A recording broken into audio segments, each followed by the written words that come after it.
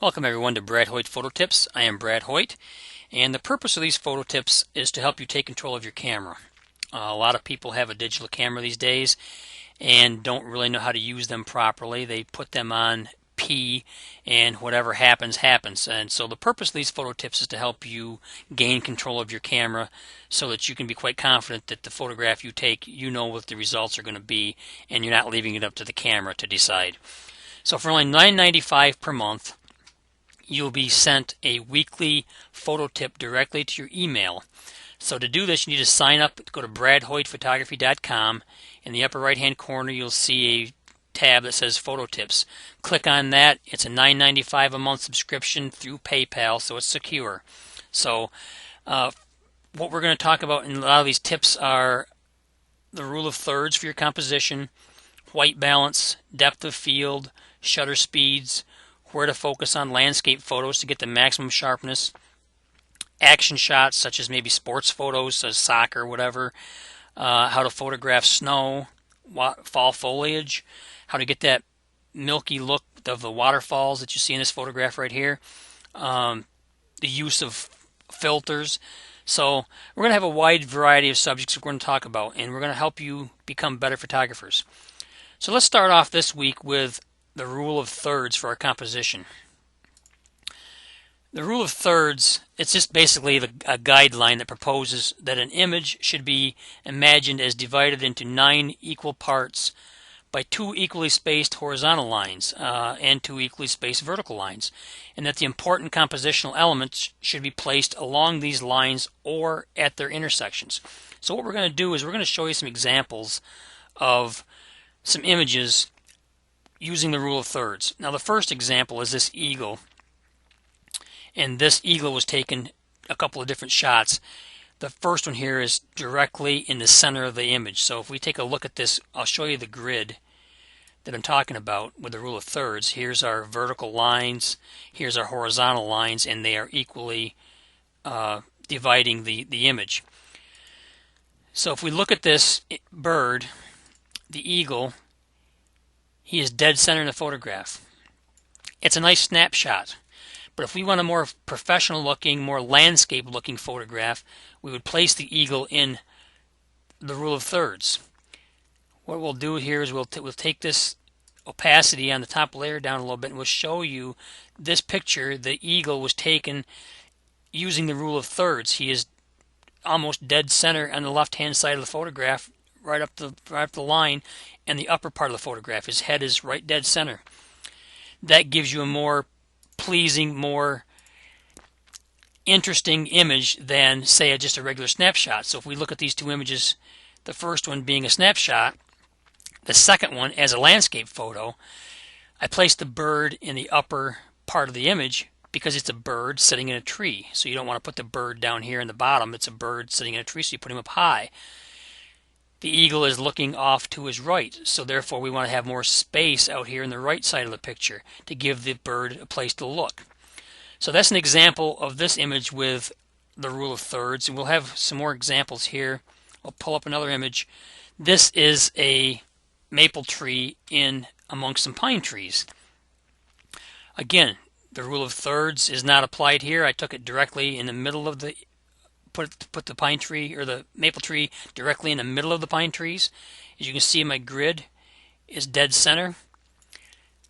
To use the rule of thirds, I rephotographed it and I moved the pine tree over to the right hand side of the image.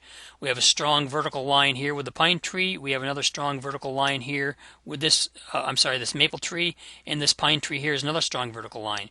So by using the rule of thirds, we have a much more interesting photograph than we do if we just put the pine tree or the maple tree in the middle. See how the difference is? Let's move on to another image. This is another fall foliage shot. It is a nice bright red tree. It's directly in the center of the image. We'll pull up our grid. We'll see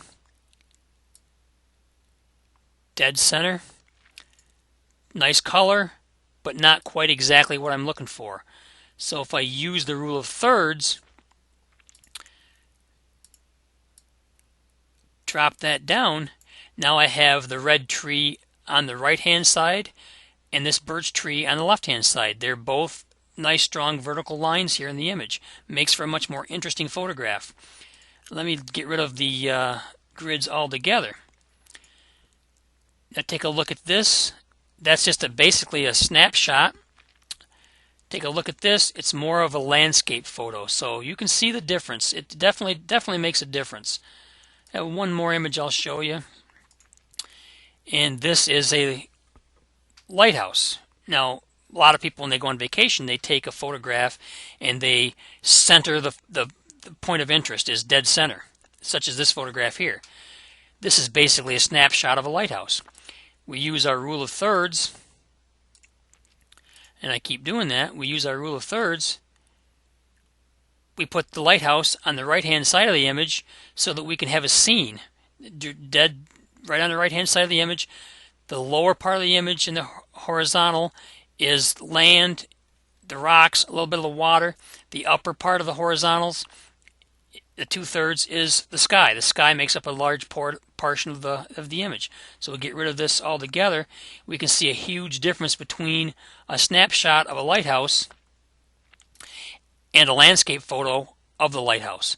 So the rule of thirds applies to these photographs, and you'll be amazed if you watch television, and if you have a flat screen TV, you'll be amazed at how often the rule of thirds apply. Just watch your TV screen and just place the strong subjects in the rule of thirds, and you'll see what I'm talking about. For instance, if someone's being interviewed and he's the only person in the photograph, they seldom will put that person in the middle of the screen. He'll be either on the right hand of the screen if he's looking to his left, or if he'll be on the left hand side of the screen if he's looking to his right. So this is something that you have to consciously think about. If you normally center everything, you have to consciously think about using the rule of thirds and dividing your images into thirds. But once you do that, if you're not already doing that, you will find that your photographs will take on a little bit more interest and a little bit better, more professional looking photograph. So give that a try if you're not already doing so. As always, if you refer a friend, you will be given 2 free photo workups. Now, most photographs, when they come out of your digital camera, need some type of work done to them to get them to look like they did when you took the photograph. So the files usually have some work done on them. Not always, but in most cases they do. So a photo workup is basically taking the file, whether it's enhancing the colors a little bit, maybe adding a little contrast, sharpening it, and so on. So for every person that signs up as a referral, you will be given 2 free photo workups. So all you have to do is go to bradhoytphotography.com, click on the icon button, and sign up. Now, if someone is going to sign up and is a friend, you need to email me in advance so I know they're signing up, and once they do sign up, you will be given 2 free photo workups. You'll be given credit for those, which are a $20 value for current subscribers. So that's a good deal. So there's your photo tip of the week. Until next week, keep on clicking.